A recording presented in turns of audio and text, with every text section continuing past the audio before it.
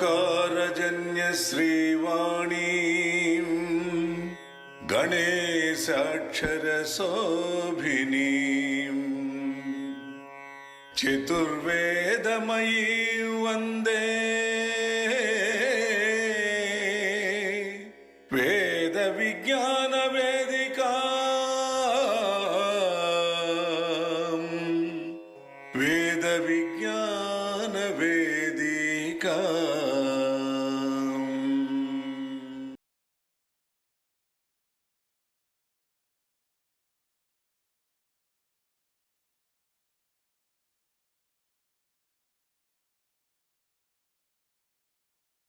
సభకు నమస్కారం. వేద విజ్ఞాన వేదిక నిర్వహిస్తున్న తరతరాల తెలుగు కవిత ఉపన్యాస ధారావాహిక కార్యక్రమం 129వ మాసం కార్యక్రమం ఈరోజు మనం నిర్వహించుకుంటున్నాం. మరో 3 మాసాల్లో 132 అయిందనంటే 11 సంవత్సరాలు, 11 × 12 కార్యక్రమాలు అయినట్టు అవుతుందన్నమాట. ఈరోజు మన ఆహ్వానం మేర పెద్దలు, గౌరవనీయులు, అవధాన కవి డాక్టర్ నరాల రామారెడ్డి గారు ప్రొద్దుటూరు నుంచి విచ్చేశారు. వారు గడియారం వెంకటశేష శాస్త్రి సాహితీ వైభవం అన్న అంశం మీద ప్రసంగించనున్నారు. వారిని వేదిక వద్దకు వచ్చి ఆసీనులు కావాల్సిందిగా సగౌరవంగా మనందరి కరతాళ ధ్వనుల మధ్య ఆహ్వానిస్తున్నాను. ఇక డాక్టర్ నరాల రామారెడ్డి గారు ఈ 129వ మాసం గడియారం వెంకటశేష శాస్త్రి సాహితీ వైభవం అనే అంశంపై డాక్టర్ రామారెడ్డి గారు ఉపన్యసించనున్నారు. వారిని సభకు పరిచయం చేసి పండిత సత్కారం గావించుకొని తర్వాత ఉపన్యాస కార్యక్రమంలోకి వెళ్దాం.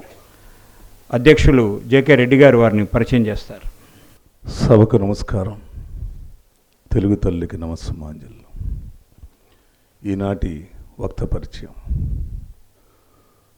ఒక సాధారణ కర్షక కుటుంబంలో కడప జిల్లాలోని ప్రొద్దుటూరులో 1948లో జన్మించి 1968లో విద్వాన్ పూర్తి చేసి 1980లో శ్రీ వెంకటేశ్వర విశ్వవిద్యాలయంలో స్నాతకోత్తర పట్టం అంటే ఎంఏ తెలుగు పొందారు.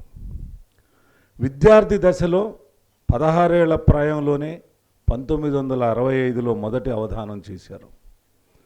శ్రీ మలయాళ స్వామి ఓరియంటల్ కళాశాల ప్రొద్దుటూరులో 1968 నుండి 2006 వరకు తెలుగు ఆచార్యవరులుగాను ఆపై ప్రధానోపాధ్యాయునిగాను సుదీర్ఘమైన 35 సంవత్సరాల బాధ్యతలు నిర్వహించి ఆపై 2006లో పదవీ విరమణ గావించారు.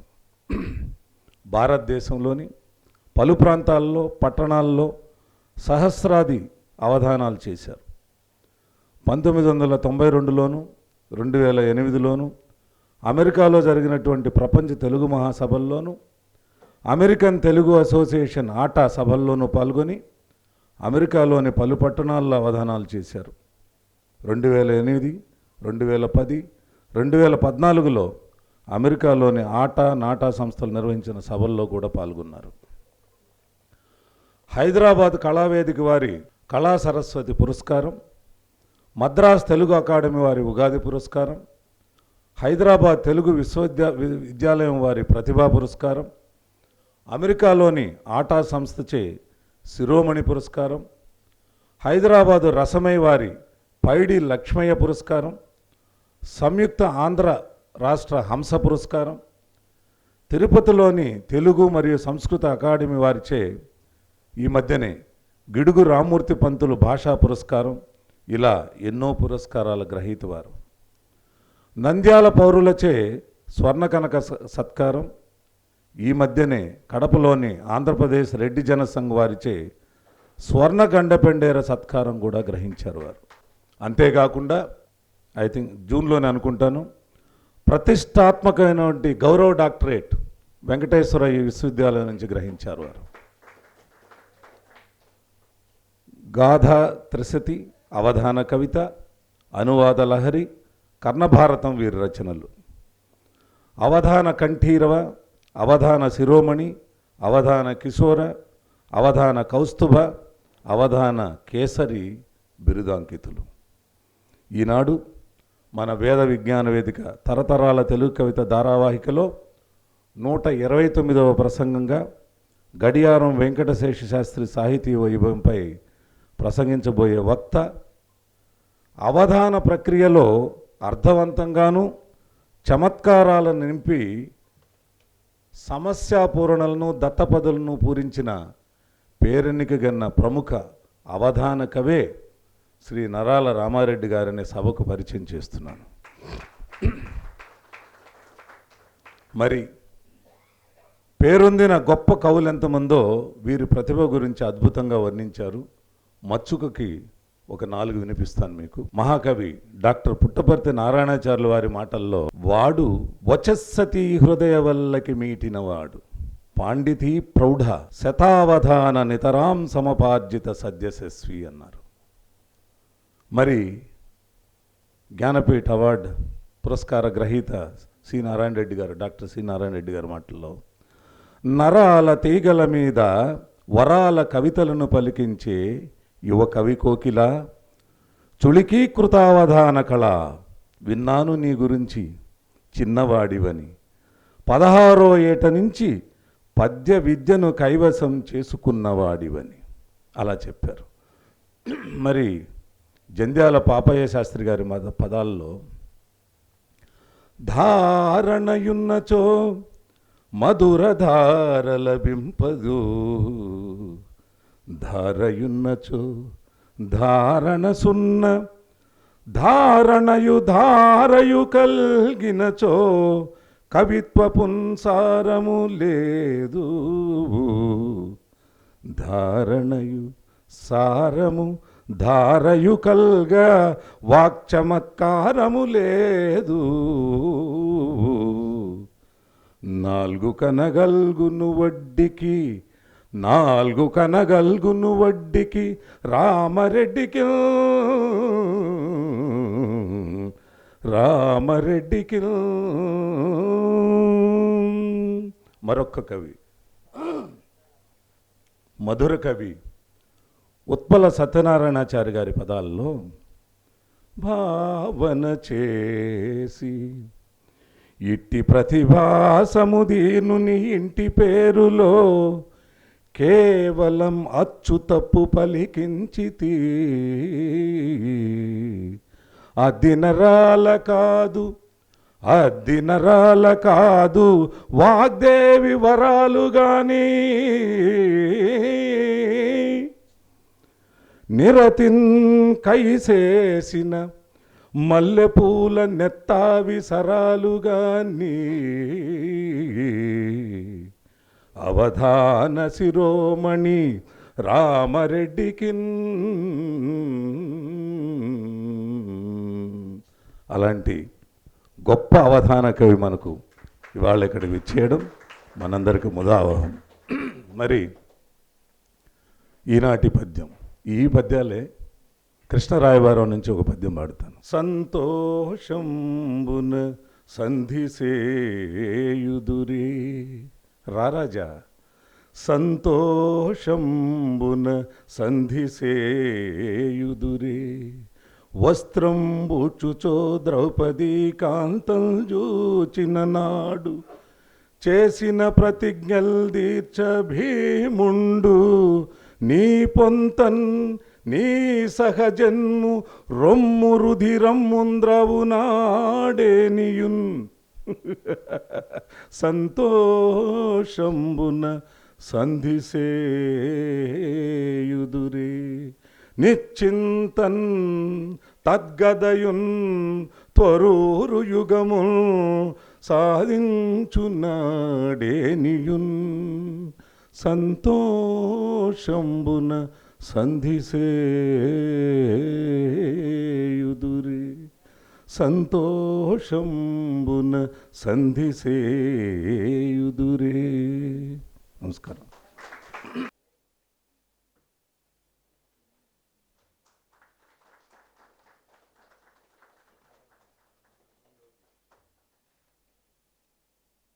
వేద విజ్ఞాన వేదిక ఆధ్వర్యంలో ధారావాహికగా సాగుతున్న ఉపన్యాస పరంపరలో 129వ ఉపన్యాసానికి విచ్చేసిన చెన్నై రసజ్ఞులకు, తెలుగు భాషాభిమానులకు నా హార్దిక అభివందనాలు. శ్రీ జేకే రెడ్డి గారు వారి నేతృత్వంలో, మధుగారి సారథ్యంలో ఈ వేద విజ్ఞాన వేదిక స్యందనం దాదాపు 13 సంవత్సరాలుగా నిరాటంకంగా సాగిపోతున్నందుకు నాకెంతో సంతోషంగా ఉంది. ఈ పవిత్ర సాహితీ సంగీత సత్కళా కార్యక్రమంలో నన్ను ముచ్చటగా 3వసారి ఆహ్వానించి ఒక ఉపన్యాసం ఇప్పిస్తున్నందుకు నాకు వారికి ప్రత్యేక ధన్యవాదాలు తెలియజేస్తున్నాను. శ్రీ జేకే రెడ్డి గారికి, అధ్యక్షులు శ్రీ మధు కార్యదర్శి వారికి చేదోడు వాదాడుగా ఉన్న కార్యకర్తలకు అందరికీ కూడా నా హార్దిక ధన్యవాదాలు తెలియజేస్తున్నాను. ఈరోజు మహాకవి అవధాని పంచానన బిరుదాంకితులు డాక్టర్ గడియారం వెంకట శేషశాస్త్రి గారి శివభారతం అనే కావ్యం మీద నేను ప్రధానమైన ప్రసంగం చేయబోతున్నాను. సాహితీ వైభవం అన్నాం కానీ సంపూర్ణ సాహితీ వైభవాన్ని ప్రదర్శించడానికి ఇది సమయం చాలదు.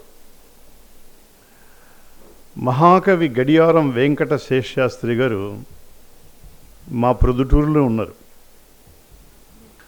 ఆయన జమలమడుగు తాలూకా పెద్దముడియం గ్రామం దగ్గర నెమళ్ళదిన్న అనే ఒక చిన్న కుగ్రామంలో పుట్టారు.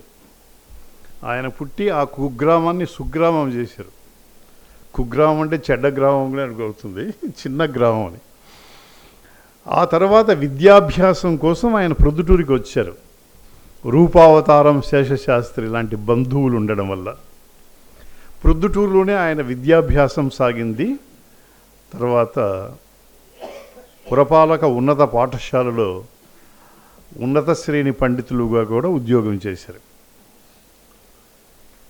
మా ప్రొద్దుటూరు పట్టణానికి ఒక విచిత్రమైన విలక్షణమైన అదృష్టం ఉంది. 3 మహాకవులు ప్రొద్దుటూరులోనే ఉన్నారు.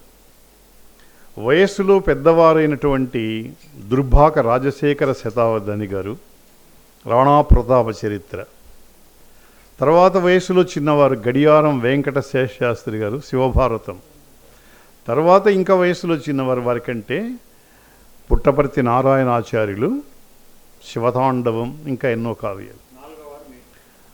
4వ వారు సివి సుబ్బన్న శతావధాని, నాకంటే 20 సంవత్సరాలు పెద్దవాడు. ఆ తర్వాత నేను. అంటే ప్రొద్దుటూరులో 3 మహాకవులు మాత్రమే కాకుండా లెక్క వేస్తే 4 శతావధానులం అవుతాం.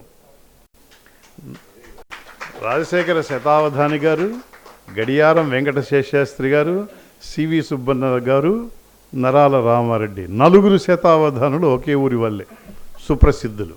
ప్రొద్దుటూరు పట్టణం మీ అందరికీ తెలుసు. వ్యాపారంలో పారం అందుకున్న వ్యాపారవేత్తలు ఉన్నారు. సాహిత్యంలో సారం పిండుకున్న సారస్వతమూర్తులు ఉన్నారు. మాది బంగారు ప్రొద్దుటూరు అని కూడా పేరు వచ్చింది. బంగారు వ్యాపారం ఎక్కువగా ఉంది కాబట్టి. కానీ రాజకీయ రంగంలో రాటుదేలిన కొంతమంది రాజకీయ నాయకుల కొంత అవాంఛనీయ సంఘటన వల్ల మా బంగారు ప్రొద్దుటూరు ఒక 10 సంవత్సరాలు కంగారు ప్రొద్దుటూరు అయింది. కంగారు ఎక్కువగా ఉండేది అప్పట్లో. కానీ ఇప్పుడు ఆ వాతావరణం పోయింది. మంచి వాతావరణమే ఉంది ఇప్పటికే. గడియారం వెంకట శేషశాస్త్రి గారికి నాకు ఉన్నటువంటి ఒక చిన్న అనుబంధం ఏమిటంటే 1968వ సంవత్సరంలో వారు ఉద్యోగం చేసి ఉద్యోగ విరమణ చేసినటువంటి పాఠశాలలోనే అనీ బిసెంట్ పురపాలక ఉన్నత పాఠశాల ఇటీవలనే 100 years పూర్తి చేసుకుంది. సంవత్సరాలు. 1968లో అదే పాఠశాల వేదిక మీద వారి అధ్యక్షత నేను అవధానం చేశాను. గడియారం వెంకట శేషశాస్త్రి గారి అధ్యక్షతను. నాకు ఆ విషయంలో చాలా అదృష్టం ఉంది. గొప్ప గొప్ప వాళ్ళ అధ్యక్షతను నేను అవధానం చేశాను. 67లో శ్రీ ఆయన మహానుభావులు, నడిచే దేవుడు అని కూడా అంటుంటారు, అదేనా చంద్రశేఖరేంద్ర సరస్వతి స్వాముల వారు, మహాస్వామి, ఆయన అధ్యక్షతను అవధానం చేశాను. 1971 సంవత్సరంలో వెంకటేశ్వర యూనివర్సిటీలో రాళ్లపల్లి అనంతకృష్ణ శర్మ గారి అధ్యక్షతను అవధానం చేశాను. అదే యూనివర్సిటీలో మళ్ళీ 10 సంవత్సరాలకు దివాకర్ల వెంకటావధాని గారి అధ్యక్షతను అవధానం చేశాను. అదే యూనివర్సిటీలో 25 సంవత్సరాల రజతోత్సవాల్లో మహాకవి దాశరథి అధ్యక్షతను అవధానం చేశాను. ఇట్లాగా గొప్ప గొప్ప కవుల పండితుల ఆధ్వర్యంలో నేను అవధానాలు చేయడం, వారి ఆశీస్సులు పొందడం నాకెంతో సంతోషంగా ఉంది. శేషశాస్త్రి గారు నాకు అధ్యక్షులుగా ఉండి ఆశీర్వదించారు. రెండవది 72వ సంవత్సరం, 1972 సంవత్సరంలో నా వివాహానికి ముహూర్తం పెట్టింది కూడా గడియారం వెంకట శేషశాస్త్రి గారు. ఆయనే ముహూర్తం పెట్టారు. ఇట్లా ఒక చిన్న అనుబంధం మాకు ఉందన్నమాట.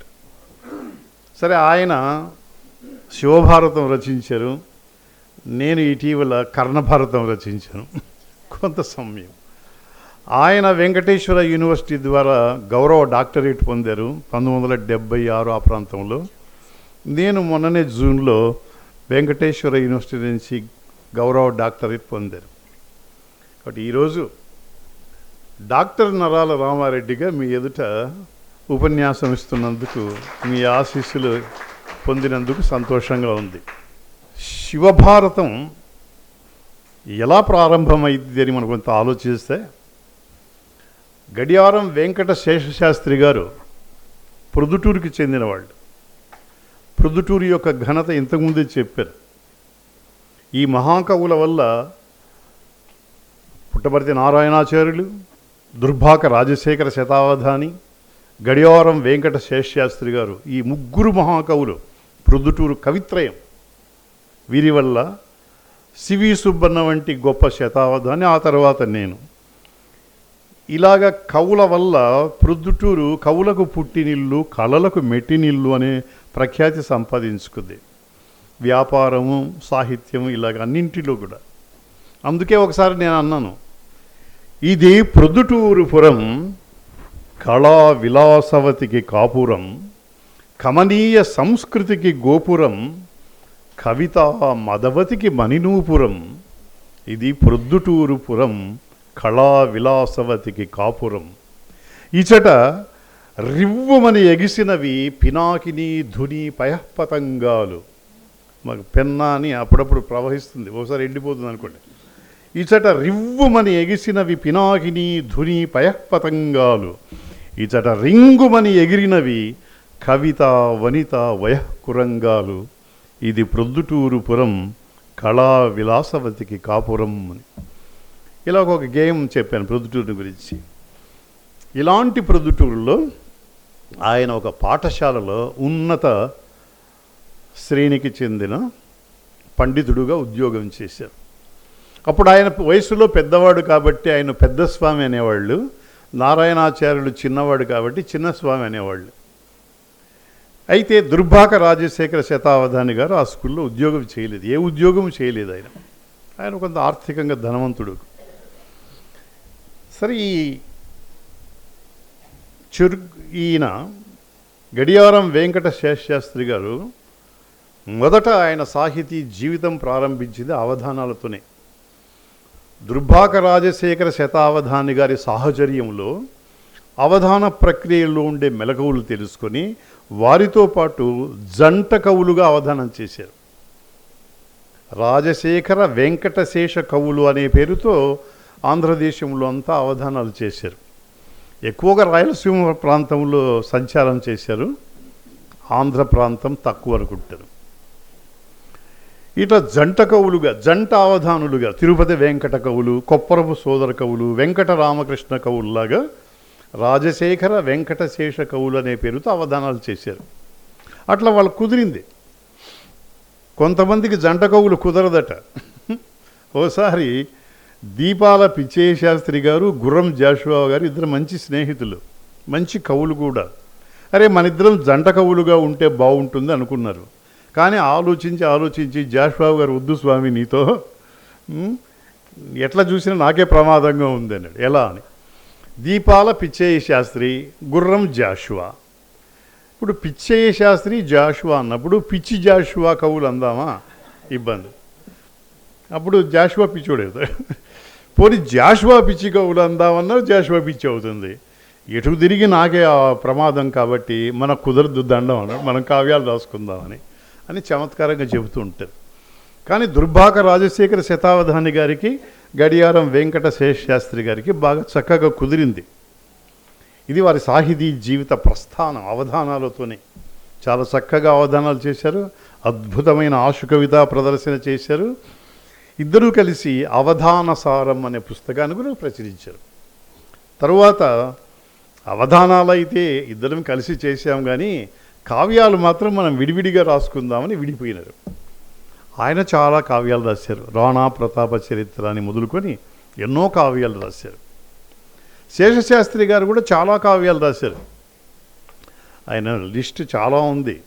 అందులో ప్రసిద్ధమైనటువంటివి, గొప్ప మాస్టర్ పీస్ అంటాం కదా, కళాఖండం అని చెప్పుకున్న వాటిలో శివభారతమే అగ్రశ్రేణికి చెందింది. గడియారం వెంకటశేష శాస్త్రి గారి కీర్తి సౌధం ఈ శివభారతం మీదనే నిలబడింది. అదే మూలస్తంభం. రఘునాథీయం పెద్ద గొప్ప కావ్యం రాశారు, ప్రచారం లేదు. ఇటీవల శేష రామాయణం అని కూడా రాశారు, కానీ దానికి ప్రచారం లేదు. చాలా బాగా రాశారు పద్యాలు. మరల ఇదేల రామాయణం బన్నచో తినుచున్న అన్నమే తినుచున్న వారము అని విశ్వనాథ సత్యనారాయణ గారు రామాయణ కల్పవృక్షంలో ఆ మాట అన్నారు. మరల ఇదేల రామాయణం బన్నచో తినుచున్న అన్నమే తినుచున్న వారం, కాబట్టి మళ్ళీ నేను రామాయణమే రాస్తున్నాను. ఆ మాట ఏం చెప్పలేదు, కానీ రామాయణం రాశారు. పుట్టపర్తి నారాయణాచార్యులు కూడా జనప్రియ రామాయణం రాశారు. ఇట్లా అయితే ఎన్ని కావ్యాలు రాసినా నారాయణాచార్యులు అంటుంటారు, దుంపదగ ఏమరా దీని అదృష్టం, ఎన్ని కావ్యాలు రాశా నేను, మేఘదూతము, సాక్షాత్కారము, పాద్యము, ఇట్లాంటి ఎన్ని కావ్యాలు, పడ్డరీ భాగవతం, రామాయణం ఎన్ని రాసినా కూడా దీని ఆయన ఒక ఈడియం, దీని అమ్మకడుపు గాల దీనికే వచ్చింది రా పేరు అంటాడు. శివతాండవానికే పేరు వచ్చింది. అట్లాగా శివభారతానికే పేరు వచ్చింది. ఇది శివభారతం అంటే ఇది చాలామంది ఏదో శివుని పురాణం అనుకుంటారు. శివభారతం అని చాలా ఆలోచించి పేరు పెట్టారు ఆయన. మళ్ళీ అర్థమవుతుందో లేదో అని క్రింద బ్రాకెట్లో శివాజీ ప్రబంధం అని పేరు పెట్టారు. మళ్ళీ శివపురాణం అనుకుంటారు, అగ్ని పురాణము, స్కాంద పురాణం లాగా అనుకుంటారని. విష్ణు పురాణం కూడా ఉంది కదా. ఇది విచిత్రమైన ఒక అనుభవం ఏమిటంటే, ఆయన ఉపాధ్యాయుడుగా ఉద్యోగం చేసే రోజుల్లో ప్రొద్దుటూరు పురబాహ్యక్షమని, అవుట్స్కట్స్ ఆఫ్ ప్రొద్దుటూరు వాహ్యాలు వెళ్తున్నారు. ఆయనకు ఓ ఫ్రెండ్ ఉన్నాడు స్కూల్లోనే, ఆంగ్ల విద్యా విశారదుడు చెరుకుపల్లి సుందరరామయ్య ఆయన పేరు. ఆయన చారిత్రక పరిశోధకుడు, ఆపోషణ పట్టినవాడు, గొప్ప చారిత్రక విద్వాంసుడు, చరిత్ర బాగా చదువుకున్నవాడు. అలా వాహ్యాలు వెళ్తున్నప్పుడు ఆయన అడిగాడు, ఏమండి మీరు అవధానాలు చాలా చేశారు, కవులు శతావధానులు అనగా విన్నాం మిమ్మల్ని గురించి, గ్రంథకర్తృ గౌరవనకు ఏలనోచరు అని అడిగారు. ఒక కావ్యం రాయొచ్చు కదా మీరు, ఎందుకు రాయరు అని. అప్పుడు శేషశాస్త్రి గారు ఏం చెప్పారంటే, నాకు రాయాలనే ఉందయ్యా, కానీ కావ్యానికి తగినటువంటి ఒక నాయకుడు కావాలి కదా, అందుకోసం చూస్తున్నాను అన్నాడు. ఆ నాయకుడు ఎవరు అనేది తెలియలేదు పాపం. మనకు రామాయణంలో కూడా అలాంటి సన్నివేశం వచ్చింది. రామాయణం రాసే ముందుగా తపస్వాధ్యాయ నిరతం తపస్వి వాగ్విదాం వరం నారదం పరిపప్రచ్ఛ వాల్మీకి మునిపొంగవం అని. వాల్మీకి నారద మహర్షిని అడిగాడు, ఒక మంచి గొప్ప నాయకుడు ఉంటే ఆయన మీద నేను కావ్యం రాయాలని.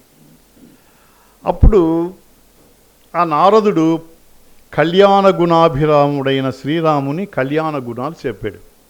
ఇటీవలనే మా శిష్యుడు కోట రాజశేఖర్ కూడా ఇక్కడ షోడశ కళ్యాణ గుణాల గురించి ఉపన్యాసం కూడా ఇచ్చినాడు. కాబట్టి ఇప్పుడు నాకు అనవసరం. ఏమని అడిగాడు, కోన్వస్మిన్ సాంప్రతములోకే కశ్చ వీర్యవాన్ కృతజ్ఞశ్చ ధర్మజ్ఞశ్చ కృతజ్ఞశ్చ సత్యవాక్యో దృఢవ్రత అని మొత్తం 16 గుణాలు చెప్పాడు. ఇటువంటి 16 గుణాలు ఉన్నటువంటి కళ్యాణ గుణాభిరాముడు ఉన్నాడు, అతని మీద కవిత్వం రాయమని చెప్పాడు. అలాగ రామాయణం ఆవిర్భవించింది. ఈయన కూడా ఏమన్నారంటే, నాకు నాయకుడు దొరకలేదే, గొప్ప నాయకుడు కావాలి, ఆ నాయకుడు ఎవడైనా ఉన్నాడా అంటే అప్పుడు ఆయన చెప్పాడు, ఉన్నాడు ఒక మహానుభావుడు, ఆయన శివాజీ అనే ఒక గొప్ప పేరున్నటువంటి నాయకుడు ఉన్నాడు, అతని గురించి వ్రాయి అన్నాడు. కొంచెం వాళ్ళ సంభాషణ గురించి చెప్తాను. ఇక్కడ పెట్టాను.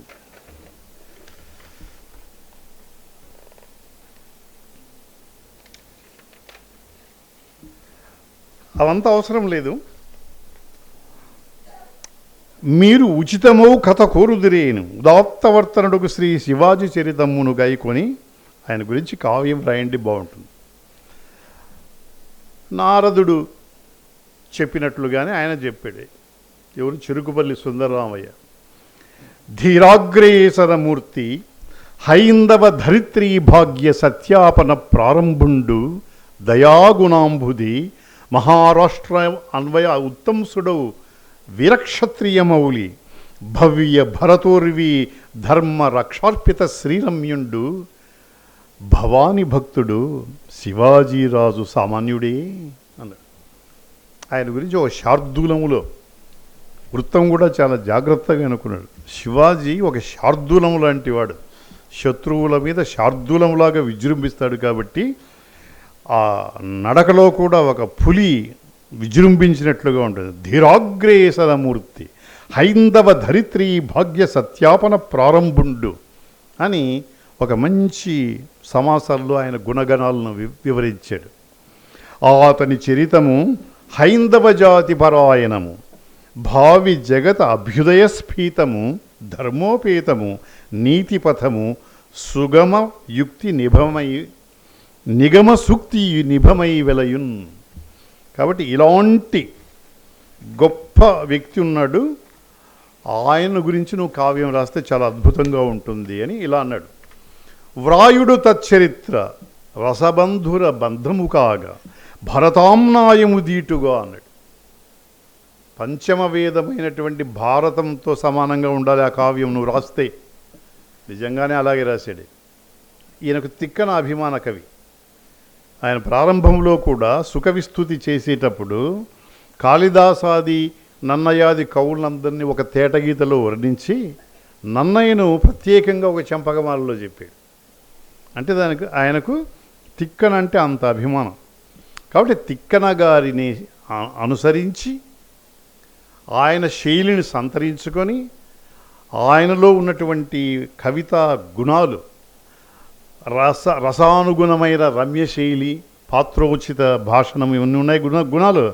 ఆ గుణాలన్నీ పుణికిపుచ్చుకొని ఈయన అభినవ తిక్కన అనే బిరుదం పొందాడు ఈ శివభారతంతో. కాబట్టి భారతాంనాయము దీటుగా అన్నాడు. ఇది రాయండి. కావలయు ఎల్ల చరిత్రము కూర్చి ఎత్తు అన్నాడు. ఇక్కడ ప్రధానమైన పాయింట్. శేషశాస్త్రి గారికి శివాజీ చరిత్ర ఏమి తెలియదు. ఆయన ఏ పుస్తకాలు ఇంగ్లీష్ చదవలేదు, ఇంగ్లీష్లో అసలు ఆయన పండితుడు కాదు. నేను తెచ్చిస్తాను మీకు. కావలయు ఎల్ల చరిత్రము కూర్చి ఎత్తు కాత్యాయని మీకు పెనిది కదా కవితాసుధ పంచిపెట్టుడి అన్నాడు. అప్పుడు ఆయన సరే అని అలాగే అని తన గురించి సంక్షిప్తంగా చెప్పుకున్నాడు. ఒక ప్రతిజ్ఞ చేశాడు ఆయన. ఏం చేశాడంటే, నేను పంచమస్వరములు ఆలపిస్తాను. వసంత వనాంత రసాల శాఖలను పంచరస్వరమున ఆలపించదును అని ఈ కావ్యం రాయడానికి పూనుకున్నాడు.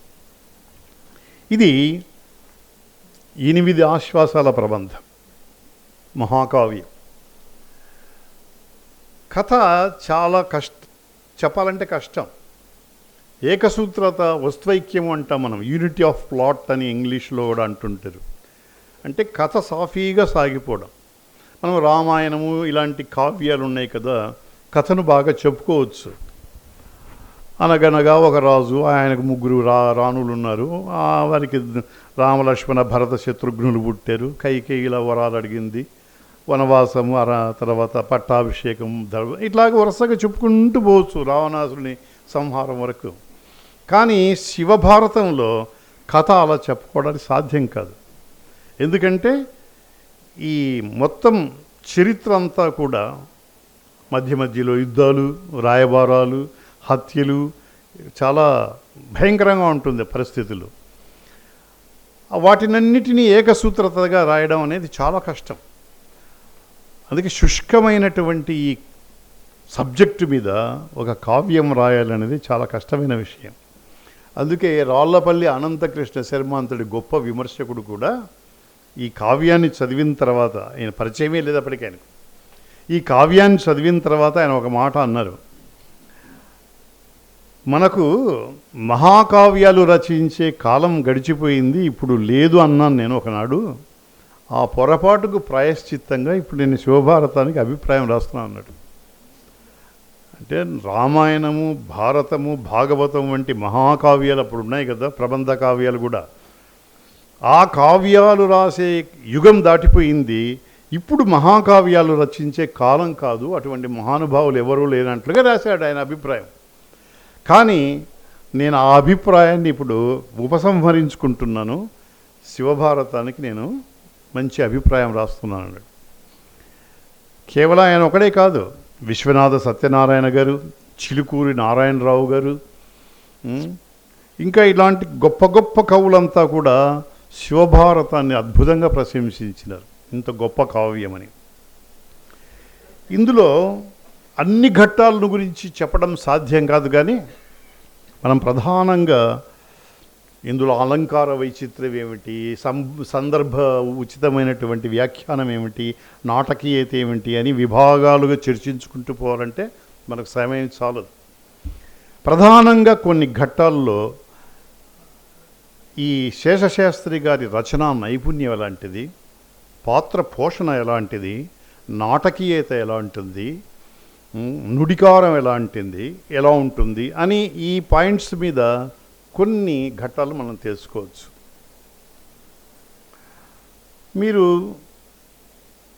లఖోజీ, షాజీ అని పేర్లు విని ఉంటే అక్కడి నుంచి మనం ప్రారంభమవుతాం. అప్పుడు శిశోదియా అనే వంశానికి మూల పురుషుడైన భోంసలే అనే ఒక పేరు ఉంటుందన్నమాట. ఆ వంశానికి సంబంధించిన వాళ్ళు వీళ్ళు వస్తారు, మహావీరులు. అప్పుడంతా కూడా ఒక పక్క మొఘలులు, ఒక పక్క సుల్తాన్ నిజాం పరిపాలన ఇవంతా ఉంటుందన్నమాట. ఆ కాలం నుంచి వీళ్ళు మహావీరులుగా ప్రసిద్ధి పొందినారు.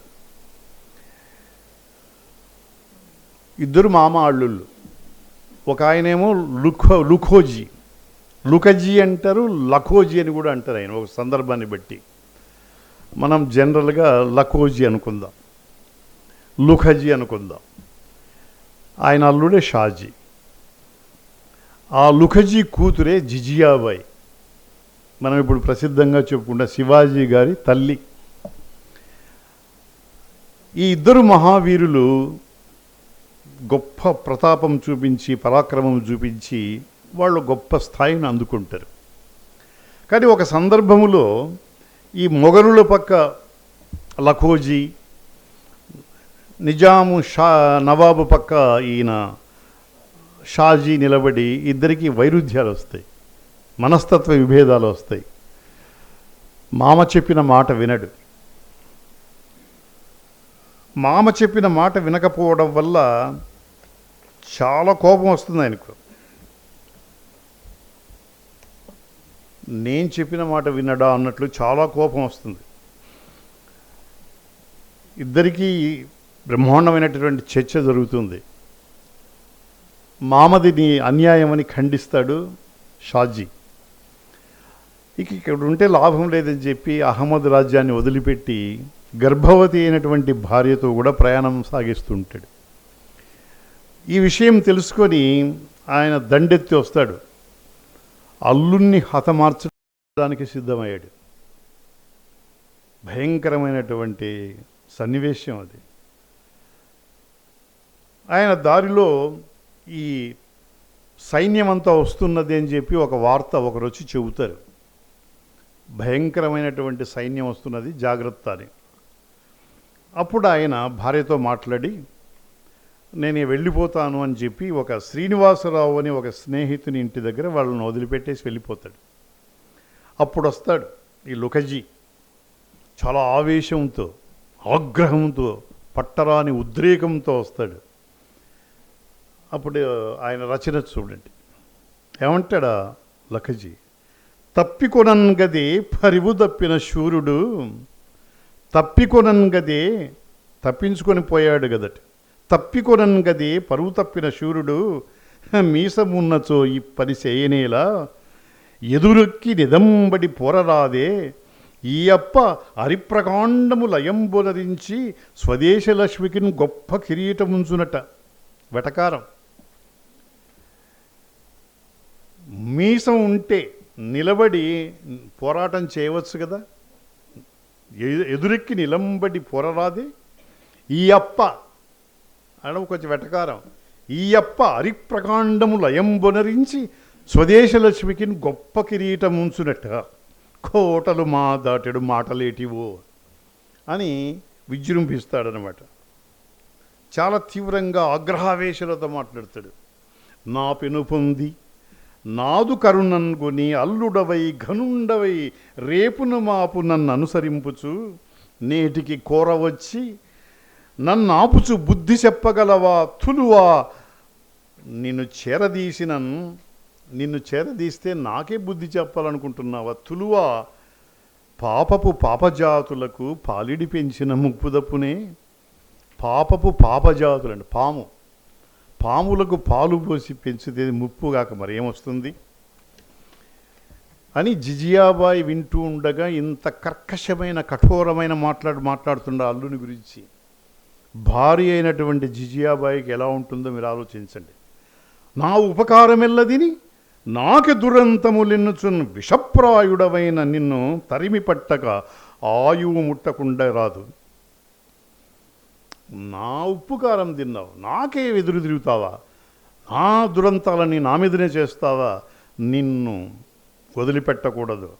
ఏ ఎడయైన దిక్కు కలదేను కొనితెమ్ము, ఎక్కడ దిక్కుందో తీసుకురా చూద్దాం, ఎవరు నిన్ను కాపాడతో చూద్దాం అని జిజియా దగ్గరికి ఆవేశంతో వెళ్తాడు. ఎక్కడ నీ మగుడు, ఎక్కడ అంటూనే ఆమె ఆగుమాగు వికటంబుగా తాండవమాడనేటికి తన భర్తను గురించి అంత మాట్లాడుతుంటే ఆమె సహించలేకపోయింది. తండ్రి అయినా సరే, ఎవరైనా సరే భర్తను గురించి దారుణంగా మాట్లాడినప్పుడు, హృదయ విదారకంగా మాట్లాడినప్పుడు ఏ స్త్రీ కూడా సహించదు. అందులో ఆమె భారత నారి కాబట్టి ఆమెకు ఆవేశం వచ్చింది. అప్పుడు ఆమె ఎట్లా ఉందంటే చెప్పాడు, ఒక మంచి మాట అన్నాడు. అని కాత్యాయనివోలే దూకి, భద్రకాళిలాగా దూకిందట ముందుకు. అని కాత్యాయనివోలే దూకి సముఖంపై కంట కెంపూర, కళ్ళల్లో ఎర్రని జీరొచ్చిందట. అని కాత్యాయనివోలే దూకి సముఖంపై కంట కెంపూర, ఈనిన సింగంబటు రోజుచున్. ఈనిన సింహం అయితే ఆడసింహం ఎట్లా రోజుతుందో రొప్పుతుందో అలాగ ఆవేశంతో ఊగిపోతున్నదట. కానీ దిక్కులేదేమి నాకును నా భర్తకు, ఆయువును కొనదెవక్కో రమ్ము నేనుంటి అతని అర్ధాంగమను ఏమి చేసేదవో పంతం పెట్టిదో చూచెదను. రావయ్యా చూద్దాం, ఏం చేస్తావో నువ్వు. నాకు నా భర్తకు దిక్కు లేదనుకున్నావా? నా భర్తనే చంపుతావా నువ్వు? నేనున్నా నాయన అర్ధాంగం, నిలబడతాను, ఏం చేస్తావరా? అంతరు వించి నీవు మర్యాదల నుంచి హితంబు పెంచి వర్తింతువుగాక. జిజియాను గురితింపవో చంపెదో చంపెనెడుతువో. ఎంత కసాయివి మనియే నన్ను దిక్కర చేయుచుంటివే. నీవు జీవించి ఉండగానే నన్ను దిక్కులేని చేస్తావా నీ అల్లుని చంపి? కెవ్వున హుంకరించి అడిగించెదవు ఎత్తనుంటివి నీవెవరిపైన. నీ ఎడదకింత వివేకము చాలదయ్యనే. గువ్వలు కూడా కాన్పులను కూరిమి పెంచు ఈ జగంబునందు నీవెవ్వడవయ్యా. ఆదరణకెక్కరే అల్లుడు ఆడుబిడ్డయు. గువ్వలు కూడా తమ బిడ్డలను ఎంతో ప్రేమగా పెంచుకుంటే నీ అల్లుడు బిడ్డ కూడా ఆదరం లేకుండా చంపుతానని వస్తావా నీవు? కనికరమింతలేని కొటికాడవు నీవు. కన్న నిసింగుమ్రింగు వర్తనమది సర్పజాతిది కదా, ఒక మానవుడు ఇట్లు చేయనే అని ఆమె కూడా చాలా తీవ్రమైనటువంటి ఉద్రేకంతో, ఒక కీడే వనరించినాడను నీ ఉద్రేకమును గందువో. ఏదో తప్పే చేసినాడు అనుకో, నీ మాట వినలేదు. ఒక కీడే వనరించినాడను నీ ఉద్రేకమును గందువో. ప్రకటంబవు మన జాధవాన్వయపు మర్యాదలు దిగంద్రతువో. లుకజీ అల్లునకు ఇట్లు అనర్చనను లోకమ్ము పైకెత్తు నిందకు నీవవు తలవంతువో. నీ ఔదల వంతువో. ప్రణయబంధం బిట్లు పోకార్తువో అని ఇట్లాగా చెప్పి ఆమె చాలా చెప్తుంది. నువ్వు మామగా ప్రవర్తించడం లేదు, ఇలా చేయకూడదని. ఈ రచన ఆయన చాలా అద్భుతంగా చేశాడు. చెబుతూ చివరంటాడైనా, నానా ఓ తండ్రి, పసుపు కుంకుమ పూలు పూజలిడి సౌభాగ్యంబు శోభిల్ల భూమి సురౌరాతము దీవెనల్ కురియా నా మేలించి కట్టించితి ఇంపెసగన్ మంగళసూత్రమీ మెడను. తండ్రి దీనిని చేతులారా. ఆగిపోయింది. పసుపు కుంకుమ పూలు పూజలు ఇచ్చి సౌభాగ్యం శోభించేటట్లుగా బ్రాహ్మణులంతా వేణోళ్ల దీవెనలు వర్షిస్తూ ఉంటే, ఈ మెడలో నీవే కదా మంగళసూత్రం కట్టించినావు. మంగళసూత్రము ఈ మెడను ఇంపెసగన్ కట్టించితివి. తండ్రి దీని నీ చేతులారా. అంతే, ఆగిపోయింది. అక్కడ కట్ చేశాడు కవి. అంటే ఏమి, నీ చేతులా ఇది ఈ మంగళసూత్రాన్ని నీవే తెంచేస్తావా అని చెప్పదలుచుకుంది. ఈ మెడలో కట్టించావు మంగళసూత్రాన్ని, నీ చేతులారా ఈ మంగళసూత్రాన్ని తెంచేస్తావా అని చెప్పలేక ఆమె అక్కడ గీత గీశాడు. సతీరత్నము వెక్కి ఏడ్చే ఎదజారన్ వృద్ధ కంఠంబునన్. ఆమె ఇంకా మాటలు రాక కంఠమంతా దగ్గుతిగైపోయి బొగురుబాటు అయిపోయి ఏమి మాటలు రాక వల ఏడ్చిందట, కన్నీళ్లు గార్చిందట. సరే, తర్వాత తండ్రి కరిగిపోయినాడు, ఆమెను ఓదార్చినాడు. పొరపాటు అయిపోయిందమ్మా, నేను నిన్ను ఇలాగా చేయడం నాదే తప్పు అని క్షమాపణ చెప్పుకొని, ఆడబిడ్డవు దొడ్డ ఇల్లాలవు ఇప్పుడు నిండు చూడాలవు. నీవు కన్నీరు విడువా నా కులము నిల్చునే. తల్లి నన్ను చూడు చూడు నీ పుట్టినింటికి శోభనములు. నిన్ను నీ భర్త దగ్గరికి చేరుస్తాను, మీకు మళ్ళీ సంతోషం కలిగిస్తానని చెప్పి ఆమెను ఓదార్చి వెళ్ళిపోతాడు. ఈ ఘట్టంలో జిజియాబాయి లుకజీ సంభాషణల ఘట్టంలో ఒక నాటకీయత, మనం ఒక నాటకం చూస్తున్నట్లుగా ఉంటుందన్నమాట. రెండు పాత్రలు, ఘర్షణ, లుకజీ తర్వాత జిజియాబాయి. వాళ్ళిద్దరి తీవ్రమైనటువంటి సంభాషణలు వ్రాయడంలో ఆయన చూపించినటువంటి ఔచిత్యం, పాత్ర చిత్రణ, సంభాషణ చాతుర్యం మన హృదయాలను కదిలిస్తుందన్నమాట. అద్భుతమైనటువంటి సన్నివేశం అది. అది ఒక కొత్త పద్ధతిలో ఆయన చేతులారా, ఏ తిక్కన నన్న ఎవరు చేయలేదు అట్లాగా. ఇంకా చెప్పడానికి మాటలు రాక చేతులారా నిలిచిపోయేదట. అట్లాగా ఆ ఉక్తి వైచిత్రి అనేది చూపించాడనమాట. అది ఇలాగా ఏ సన్నివేశం తీసుకున్నా ఆయన మన హృదయాలను కదిలించేటట్లుగా చేస్తాడు. ఇంకొక సన్నివేశం చూద్దాం. శివాజీ పుట్టిన తర్వాత ఆయన గురించి గొప్పగా పద్యాలు రాశాడు. ఆయన జాతకం గురించి అద్భుతంగా ఉందని తెలియజేశాడు. అంతా ఉంది. ఆయన పెరిగి పెద్దవాడైన సందర్భంలో ఆయనకున్నటువంటి ఉత్తమ లక్షణాలు ఏమిటంటే, ఆటపాటలు అన్నీ మామూలు బాలకుల్లాగానే సాగిపోతాయి. అందమైనటువంటి బాల్యం గడిచిపోతూ ఉంటుంది. మరి ఒకనాటి మాపున కుమారశివుండు విహారమేగు సంబరమున రాసపాట గనుపట్టు వినోదములెల్ల వింతగా. ఒకరోజు సంబరంగా వీధుల్లో సాగిపోతూ ఉంటాడు ఆ శివాజీ. అరయిచు పోవుచుండి ఒక అంగడి దాపున, ఒక అంగడి దగ్గర బట్టబైల నల్గురు గుదిగట్టి నేల బడగొట్ట కలంగెడు గోవు కనుగొనెన్. ఒక అంగడి దగ్గర నలుగురు పట్టుకొని ఒక ఆవును 4 కాళ్ళు గుదిగట్టి పడగొట్టినటువంటి ఒక భయంకరమైనటువంటి దృశ్యం చూసాడు. ఆ గోవును కాపాడాలి. దుర్మార్గులు ఒప్పుకుంటారా? ఒప్పుకోరు. ఎట్లా ఉన్నారు వాళ్ళు? యమకింకరుల్లాగా అదిమి పైబడి దాని గొంతు నొక్కి బాధ పెడుతున్నారు. అటువంటి భయంకరమైన సన్నివేశం చూచి అది అంబా అని అరుస్తూ ఉంటే ఈయన హృదయం భరించలేకపోయింది.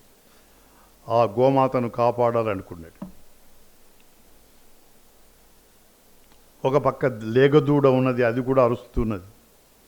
అక్కడ చూచి ఎవరా పాపము ఉల్కళించు నరులు ఇస్సి సాధు గోమాత హైందవ దైవంబని అయిన ఎంచక ఇటు అన్యాయంబుగా వింతురే. ఎవరాసాహం చేసే దుర్మార్గులు సాధు గోమాత హైందవ దైవంబని ఎంచకటి ఇటు అన్యాయంబుగా వింతురే. ఇది సైపందగు పాటివే అనుచు అట్లే బాణమట్లేగి. ఎంత వేగంగా పోయాడంటే ఆ సందర్భంలో ఒక శరం ధనుస్సు నుండి బాణం వదిలితే ఎంత వేగంగా వెళ్తాడో అంత వేగంగా శరవేగంతో పోయాడట. పోయి ధేనువుపై వ్రాలు కటారికి అడ్డముగా ముందుందూకి తానిట్లనే ఆ ధేనువు మీద కత్తి పడబోతూ ఉన్నది. దాన్ని నరుకుతారు. అప్పుడు బాణములాగా దూసుకొని పోయి ధేనువు ప్రాణం కాపాడాలని అడ్డంపై నిలబడ్డాడు. వాళ్ళతో అంటున్నాడు, ఇది ఏ ధర్మఫలంబు, ఇది ఏ ధర్మపథంబు, మానవులుగారే జాలి లేదయ్యనే మది. ఇది మత్తేభంలో రాశాడు. ఇది ఏ ధర్మపథంబు, మానవులుగారే జాలి లేదయ్యనే మది. మీకొండొక ముళ్ళు గుచ్చుకున్న అమ్మాంచు వాపోదురే కదా. మీకు ఒక ముళ్ళు గుచ్చుకున్న అమ్మాంచు వాపోదురే కదా. మీ బిడ్డలను ఎవడైనా చెనకంగా వదుకుంబోదురే కదా. ఎవరైనా మీ పిల్లలను వచ్చి ఏదైనా చెరికితే కొట్లాటకపోతారు కదా మీరు. ఏ దిక్కును లేని జంతువని ఏగా కత్తులలు దూయటలు. ఏ దిక్కు లేదు, ఏ ముక్కు లేదని చెప్పి ఎవరు దీన్ని కాపాడేవాళ్ళు లేరనే కదా ఈ గోవు మీద మీరు కత్తులు దూస్తూ ఉన్నారు. ఇది చాలా చెడ్డ పని. మీ వలె కాలకింకరులు మేకొని మీ అసిధార కంటి నుంచి చేవగలట్టి శస్త్రముల జేకొనుచున్ భవిష్యత్తులో మీకు కూడా జరగబోతుంది. యమలోక వీధిని ఆవును ఓలి మిమ్మల్ని సుడియన్ పడిన నేలను కొట్టి కుత్తుకలు కావుగుణంగా రారే. ఎప్పుడోసారి వస్తారు యమకింకరులు. మీ కుత్తుకలు కోసే కాలం కూడా వస్తుంది. నరకమ్ములతో ఇటు నవ్వులాటయే అని సాహసంతో ముందుకు దూకి ఆయన గోరక్షణకు పూనుకుంటాడనమాట. అటు కనుడయ్యా పేదమొగవై కనుగోపులో నీరువార ఉత్కటముగా ఆర్చుచున్ కుముడు తల్లిని చుట్టుముట్టి సంకటపడు దూడ. మీ కులముకై ఒక శాపము పోయే కన్ను దోయట జలమెత్తుడును. ఆ దూడ కళ్ళల్లోంచి నీళ్ళు వస్తున్నాయి. మీ వంశం మీద శాపం ఇచ్చేదానికి సిద్ధంగా ఉంది. బ్రతుకగనించిన ఈ విషం ఆరగింతురే మీరు అని ఇలాగా వాళ్ళ వింటూ ఉండగా చాలా ఆవేశంతో ఆక్రోశంతో మాట్లాడతాడు. వాళ్ళ శివాజీ మీద భక్తి గౌరవాలతో ఆ ఆవును చంపకుండా వదిలిపెడతారు. వాళ్ళు మమ్ము మన్నింపుము, పొట్టకూటికి ఇదియే మార్గంబుగా నమ్మియుంటిమి, పాపములు చేసి ఉంటిమి, కడున్ నీచముగా ఇందు ఉంటిమి, మీ ఆన భరింపనుంటిమి అనుచున్ దెందంబులను విప్పి దీనముగా వేడ శివిండు వారి మదిన ఆంతర్యంబు మన్నించుచున్. మీకు శుభమ్ములవుత గడియించు మిమ్ము అఘమ్ములు అడంగుగాత అని ఆశీర్వదించి పంపించాడు. ఇలాగా గోరక్షణ విషయంలో ఆయన చాలా సాహసం చేసి కాపాడినాడు. అది ఆయన క్యారెక్టర్ అన్నమాట. అంటే తన చిన్నతనంలో నుంచి గోరక్షణ కోసమే ప్రాణాలు ఒడ్డడానికి కూడా సిద్ధపడుతుంది. మనం అందుకే గోమాత అంటాం. ఎన్ని పాలిచ్చినా మనం ఎనుమును మాత అనం, గోవును మాత్రమే మాత అంటాం. నేను కూడా ఒకసారి కరువు వర్ణన వచ్చినప్పుడు, రాయలసీమలో కడప జిల్లాలో కరువు వచ్చినప్పుడు, రావద్దు సంక్రాంతి నువ్వు రావద్దు అని గేయం రాస్తూ, ఏం చూస్తావు ఇక్కడ భయంకరంగా ఉంది మా పరిస్థితి, ఇక్కడ భూమాత దప్పికతో తల్లడిల్లి రైతుల కన్నీళ్లు తాగింది, ఇక్కడ భూమాత దప్పికతో తల్లడిల్లి రైతుల కన్నీళ్లు తాగింది, ఇక్కడ గోమాత ఆకలితో సొమ్మసిల్లి కసాయి సంతకు సాగింది, కాలం కసిరింది కసితో కత్తుల వల విసిరింది, ఏం చూస్తావు సంక్రాంతి అని రాసినప్పుడు మనం గోమాత అని పెద్దగా పూజించుతాం. ఇంకా శివాజీ శీలంలో ఇంకొక అంశం ఏమిటంటే, ఆయన ఒకటే ఆర్డర్ ఇచ్చాడు ఆయన క్యారెక్టర్లో, అది ఎక్కడైనా సరే స్త్రీ బాల వృద్ధులను మీరు పీడించకూడదు, ముఖ్యంగా స్త్రీలను మీరు అవమానం చేయకూడదు, అపహాస్యం పాలు చేయకూడదు, ఆమె గౌరవానికి ఏ విధమైన భంగం వాటిల్లకూడదు అని ఆయన ఆర్డర్. దాన్ని ఎవరైనా పాటించకపోతే చాలా కోపం వస్తుంది. ఒకసారి ఒక దుర్గాన్ని జయించుకొని వచ్చాడు ఒక ఆయన, ఆ సర్దారును ఓడించాడు. ఆయన అంతఃపుర కాంత అయినటువంటి దాన్ని రాణివాసం అంటారు, ఆమెను బంధించుకొని వచ్చినాడు. ఏ ఏ విజయాలు ఒక్కొక్కరు వార్తలు చెప్పుకుంటూ వచ్చారు, ఎక్కడెక్కడ ఎవరెవరు పోయి వచ్చారు, ఏమేమి సాధించారు, మన సైనికులు ఎట్లా పోరాటాలు చేశారు, ఎన్ని ఇబ్బందులు వచ్చినాయని వాళ్ళు కథలుగా చెబుతూ ఉన్నారు. అప్పుడు అబ్బాజీ సోమదేవుడు అనే ఒక వీరుడు, శివాజీకి చాలా నమ్మిన బంటు అబ్బాజీ సోమదేవుడు, అతడు విజయ గర్వముతో ఆనందముతో హృదయం ఉప్పొంగి వస్తున్నాడు. ఆ సర్దారును మట్టికి అరిపించినాడు, ఆ కోటను ఆక్రమించుకున్నాడు, ఆమెను బందీగా తీసుకుని వస్తున్నాడు. ఆమె యవన కన్య, మహమ్మదీయ కన్య. అనుచో ఉత్తర సహ్యభూ విజయమై అబ్బాజీ సోమదేవుడు సయ్యన ఏతించి సఖడ్గపాని వినతుండై, ఖడ్గంతో సహా ఇలా శివాజీకి నమస్కారం చేశాడు. దేవా, మీ ఆనతీరున కళ్యాణి జయించి దాని సరదారుని పట్టి బంధించి అతని సర్వస్వము రాణివాసమును తోర్తం తెచ్చినాము అనను. ఓ ప్రభు, ఆ కళ్యాణి ప్రాంతాన్ని జయించినాం, దాని సర్దారును కూడా బంధించినాం, అంతేకాదు అతని సర్వస్వమైనటువంటి రాణివాసం, బహుశా అతని రాణిము, అతని భార్య, ఆమెను కూడా తోడుతో తీసుకుని వచ్చినాం అని అనగానే శివాజీకి ఎక్కడ లేని కోపం వచ్చింది. ఆ సన్నివేశాన్ని ఎలా రాయాలి ఆ వింటూనేందుకు ఒక ఆశ్చర్యమైందట. అన్నాడు. దాని అక్షరాల్లో శార్దులంలో అలాగే పెట్టాడు. ఏమీ, ఇది మామూలు కోపం వచ్చినట్టు కదా, అది ఆ కోపం ఉద్రేకం ఆయన రూపంలో ఎలా ఉంటుందో అచ్చం గుద్దినట్టు చెప్పాడు. ఏమీ, ఒక రాణివాసమును పుణ్యావాసమును తెచ్చినావా, ఏ హైందవుడ ఈ గతి అమర్యాదను ప్రవర్తించునే, మా ఆజ్ఞను గమనింపవో, జయమదోన్మాదంబునన్ రేగి నీ ఆయుస్సు సూత్రము ఈవ త్రెంచుకున్నదో ఔద్ధత్యమొరవంజువి. ఇంత ఆవేశం ఉంటుంది. ఏమీ, ఒక రాణివాసమును పుణ్యావాసమును తెచ్చినావా, ఏ హైందవుడైన ఈ గతి అమర్యాదను ప్రవర్తించునే, మా మాటలు గమనింపవో, మా ఆజ్ఞను గమనింపవో, జయమదోన్మాదంబునన్ రేగి నీ ఆయుస్సుత్రం ఈవ త్రెంచుకునేదో ఔద్ధత్యమోర్వంజుమి. ఎంత ఆవేశంగా నడుచుకోండి. ఆ రచన అంత ఆక్రోశానికి అద్దం పట్టినట్లుగా ఆ పద్యం రాశాడు శార్దూలంలో. అది పాపం అబ్బాజీ సోమదేవుడు ఏమనుకున్నాడంటే, శివాజీ గారు చాలా సంతోషపడతారు, ఒక అందమైన కానుకగా ఒక అమ్మాయిని తెచ్చి ఇచ్చారంటే ఎంత సంతోషపడతాడో, నాకు ఎంత బహుమానాలు ఇస్తాడో అనుకున్నాడు. కానీ ఈయన చూస్తే రౌద్ర రూపంతో ఉన్నాడు. ఎంత రౌద్ర రూపంతో ఆయన వర్ణించాడు. అనుచున్ జేవురు మీరు కన్నుగవతో, శివాజీ కళ్ళలు ఎర్రగా మారిపోయినాయట.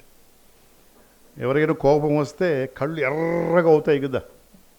త్రాగిన వాని కన్నుల విధంబున నేత్రములు ఎర్రవారు అని కూడా వర్ణించినారు.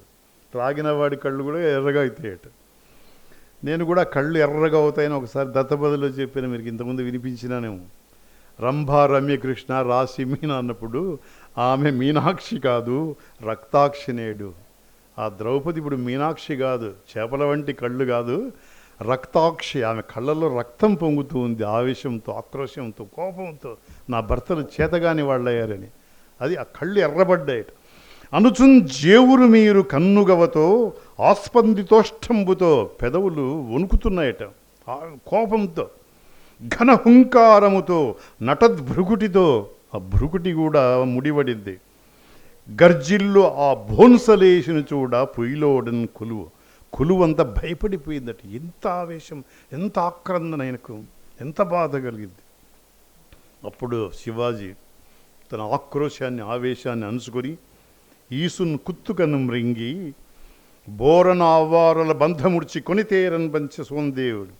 వెంటనే ఆ సరదారుడు వాని భార్య బంధాలు ఊడ్చిపెట్టండి, వదలించండి అన్నాడు. అప్పుడు సోమదేవుడు, అబ్బాజీ సోమదేవుడు గడగడ వణికిపోయి, అలాగే మా ప్రభు త్వరతుండయి అతడు అట్లులేసలిపి, దేవా నన్ను మన్నింపుము, ఈ సరదారును కొని తెచ్చుచు సరభసోత్సాహంబు కన్గప్పే.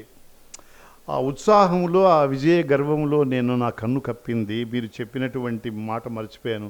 దుశ్చరితాలోచన లేదు భవదాజ్ఞా లంఘనోద్వృత్తి. మీ చరణద్వంద్వములాన అంచు వినిపించను సుంత శాంతించుచును. అప్పుడు శివాజీ శాంతించాడు. అప్పుడు ఆమెను దగ్గరికి తీసుకొని వచ్చారు. సరదారుని విడిపించి ఆ యవన కన్యకను దగ్గరికి తెచ్చారు. ఆమె మేలుముసుగు వేసుకొని ఉన్నది. అప్పుడు ఆ వర్ణించడం ఎలా ఉంది, ఆ యవన కన్య ఎలా ఉందంటే, శివరాజంతట మేలుముసుంగు తెరలో, మేలుముసుగు వేసుకున్నది ముస్లిం ఆమె కదా. శివరాజంతట మేల్ముసుంగు తెరలో, స్నిగ్ధాంబుదఛాయలో నవసౌదామిని బోలు ఆ యవన కాంతారత్నమున్ భక్తి గౌరములు అరగజూచి పల్కే. ఎట్లా ఉంది ఆమెంటే, స్నిగ్ధాంబుదఛాయలో నవసౌదామిని ఓలిందటి, నల్లని మేఘమాలలో మెరుపు తీగలాగుందటి. అంత అందంగా ఉంది ఆ అమ్మాయి. ట్రాన్స్పరెంట్గా కనిపిస్తుంది ఆ రూపం నల్లని మేల్ముసుగులో. స్నిగ్ధాంబుదఛాయలో నవసౌదామిని బోలు ఆ యవన కాంతారత్నమున్. ఇంకొక రాజు ఎవరైనా కూడా ఇంత అందమైన అమ్మాయి వచ్చిందని వానికి మెడలో ఉండే హారం తీసి బ్రహ్మాండంగా సన్మానం చేసేవాడు. కానీ శివాజీ అలాంటి వాడు కాదు. భక్తి గౌరవములు అరగచూచి పల్కే. వనితారత్నములు ఈ హైందవ భూజంగమ పుణ్యదేవతలు మాతా తప్పు సైరింపిమి. ఎంత ఆశ్చర్యకరమైన సన్నివేశం చూడండి. వాళ్ళు బంధించి తీసుకొని వచ్చినటువంటి సోంబాజీ దేవుని అభినందించకుండా అభిశంసించి ఆ యవన కన్యను చూసి మాతా తప్పు సైరింపుమి అని రెండు చేతులు జోడించడం అంటే శివాజీ క్యారెక్టర్కి ఆయన ఊపిరి పోసాడు. ఏమన్నాడు, హరిహర బ్రహ్మల పురిటి బిడ్డల చేసి జోలబాడిన పురంధీలలామ. అమ్మా, మా భారతదేశంలో ఎంతోమంది పతివ్రతలు ఉన్నారు. హరిహర బ్రహ్మలను కూడా పురిటి బిడ్డలుగా మార్చి జోలపాట పాడిన పురంధీలలామ ఒక ఆమె ఉన్నది. ఎవరామె? అనసూయ. పేరు చెప్పాడు ఇక్కడ, మనమే తెలుసుకోవాలి. హరిహర బ్రహ్మల పురిటి బిడ్డల చేసి జోలబాడిన పురంధీలలామ, యమధర్మరాజు పాశము త్రుంచి అదలించి పతిభిక్ష ఉన్న పావన చరిత్ర. ఈమెవరు? సావిత్రి. ధగధగ దహన మధ్యము పూలరాశిగా విహరించినట్టి సాధ్వీమ తల్లి. ధగధగ భగభగ మండుతున్నటువంటి అగ్నిజ్వాలల్లో పూలదండలాగా విహారం చేసి వచ్చినటువంటి పుష్పగాత్రి ధరణిపుత్రి సీతమ్మ. పతి నిమిత్తము సూర్యభగవాను ఉదయంబు అరికట్టి నిలుపు పుణ్యముల పంట. భర్త కోసం సూర్యభగవాన్ని ఉదయించకుండా శాసించింది తెల్లవారకుండుగాక. ఆమె సుమతి కదా. అరికట్టు నిలుపు పుణ్యముల పంట. అట్టి ఎందరో భరతాంబ ఆడుబిడ్డలు అమల దేవతాత్వ భాగ్యములు ఓసి పుట్టినిలు మెట్టినిలు పెంచు పుణ్యవతులు కలరు భారతావని భాగ్య కల్పలతలు. పుట్టినింటికి మెట్టినింటికి కీర్తి ప్రతిష్టలు తెచ్చేటటువంటి గొప్ప పతివ్రతలు ఉన్నారమ్మ మా దేశంలో. వాళ్ళు భారతావని భాగ్య కల్పలతలు అన్నాడు. ఇలాంటి పతివ్రతలను గురించి గొప్పగా చెప్పాడు. అయితే ఇవన్నీ అది వేరే విషయం. నేను కూడా ఒకసారి దీనికి కొంచెం ఆపోజిట్గా రాశాను అనుకోండి. దుందుభిం ఉగాది వచ్చింది కడపలో, ఆల్ ఇండియా రేడియో కవి సమ్మేళనం. దీని పక్కన పెట్టాడు, వినండి తమాషగా. దీన్ని విమర్శించాలని కాదు, తమాషగా చెప్తున్నా. దుందుభి సంవత్సరం పేరు. అప్పుడు ఎంత భయంకరంగా ఉన్నాయి సన్నివేశాలు. దుందుభిం రోగాలి, చైతన్య దుందుభిం రోగాలి అని ఒక కవిత రాశాను, 4-5 పేజీలు. అందులో ఒకటి ఏమిటంటే స్టాంజియా, ఆఫీసుకు వెళ్ళే శ్రీవారికి అర్జెంటుగా వంట చేయాలని, ఆఫీసుకు వెళ్తాడు భర్త, వంట చేయాలి. ఆఫీసుకు వెళ్ళే శ్రీవారికి అర్జెంటుగా వంట చేయాలని స్టవ్ వెలిగిస్తే అన్నం ఉడికిందో లేదో అది అప్పుడే ఆరిపోతే కిరసనాయిలు సృష్టించలేని దుర్భర స్థితిలో దిక్కుదిలేక నిలిచిపోయిన గృహలక్ష్మి గుండెల్లో దుభిమోగాలి, చైతన్య దుందుభిమోగాలి. ఆమె పతివ్రతే. మరి కిరసనాయిల్ స్టవ్లో వెలగడం లేదు, మరి కిరసనాయిలు వెలిగించలేదు కదా, ఆమె పతివ్రత కాదా అని ప్రశ్న వేశాను నేను అప్పుడు. సరే, అది పోని. ఇలా అంటూ ఇంకా చాలా ఉన్నాయి, అవన్నీ సంక్షిప్తంగా ఒక మాట అన్నాడు. యవన పుణ్యాంగనామనివి అవుదుగాక, హైందవుల పూజ తల్లి ఎట్లు అందరాదే. నువ్వు యవనకాంతవి కావచ్చు, మా హైందవుల ఆడపడుచులాగా నీవు కూడా పూజలు అందుకో. నీదు రూపము నా యందు లేదైనా కనని తల్లివిగా నిన్ను గౌరవింతు. నువ్వు నన్ను కనలేకపోవచ్చు, నన్ను కనని తల్లివిగా నేను గౌరవిస్తానమ్మా అని మా సర్దారుడు తొందరంపడి అసన్మార్గంబునను పోయే. మా సర్దారుడు పొరపాటు పడ్డాడు, చెడ్డదారిలో ప్రయాణం చేశాడు. నీ ఈ దోషం బని ఇంక నీ నొచ్చుకోకు, చేర్తున్న నీ గృహంబు ఇప్పుడే నా సైన్యంబును తోడుగా పనిచెదన్. నా తల్లిగా తోడుగా దోసిళ్ళను నడిపింతు. నా తల్లిగా అన్నాడు, నా తల్లిగా తోడుగా దోసిళ్ళను నడిపింతు. నీ కనుల యందున్ తాల్బి సారింపుమి. కాస్త ఓర్చుకో అమ్మా, శాపం ఇవ్వద్దు అన్నట్టుగా అని కొండాడి పతివ్రతాహిత సపర్యాధుర్యుడు ఆతండు యావన కాంతామనికి అర్హహేతు సత్కృతులు వనర్పంచేసి చేజేత చిక్కిన సర్దారుని గౌరవించి, ఆమె భర్తను కూడా గౌరవించి హితసూక్తిని బలికి బీజాపురంబునకు పోవిడే వారతో తన బలంబులు కొన్ని తోడంపుచుంది. అక్కడ సోనుదేవుని చూసి అన్నాడు, స్త్రీలెంతయున్ పూజ్యలు, ఏ అవమానంబు ఘటింపరాదు. ఇది మదీయా అభీష్టంబు, అస్మత్యవూధవు నీ ఆజ్ఞ అవశ్యము ఈ ఓమవలే. ఈ తాత్పర్యము చూచి చేకూరమి నుంచి నీ ఎడ దొసంగుల్లేమి భావించి తిని ప్రస్తుతానికి క్షమిస్తున్నాను అని చెప్పి ఆమెను పసుపు కుంకుమ పూలు పూజలు పెట్టి ఒక ఆడపడుచులాగా సాగనంపినాడు. ఇది శివాజీ శీలం. చాలా గొప్ప అద్భుతమైనటువంటి ఘట్టం, అది చరిత్రలో నిలిచిపోయేటటువంటి అద్భుతమైన ఘట్టం అన్నమాట. ఇంకా మనకు 15 నిమిషాలు ఉంది 8కి. అంతలోగా అద్భుతమైన ఘట్టం తానాజీ నిర్యాణం. తానాజీ చాలా ఆత్మీయుడు. అతని తమ్ముడు సూర్యాజీ. సింహగడము అని ఒక దాన్ని జయించడానికి తానే పూనుకుంటాడు. ఒక సమావేశం ఏర్పాటు చేసి యవన కేతనం ఎగురుతూ ఉన్నది సింహగడం మీద, మనం దాన్ని ఆక్రమించుకోవాలి, ఎంత సైన్యానైనా సరే తీసుకొని వెళ్ళి, అది చాలా భయంకరమైనటువంటి అడవులు కొండలు, అది సింహగడం ఎక్కడమే సాధ్యం కాదు, అటువంటి చోటుకి వెళ్ళి విజయం సాధించాలి అని అన్నప్పుడు తానాజీ నేను వెళ్తానంటాడు. నేను సాధించుకొని వస్తాను, నా ప్రాణాలు బలి పెట్టైనా సరే దాన్ని జయించుకొని వస్తానంటాడు. అప్పుడు సంతోషపడతాడు శివాజీ. సరే నీవంతటి ధైర్యం చేస్తున్నావు, సాహసం చేస్తున్నావు కాబట్టి నేను పంపిస్తానంటాడు.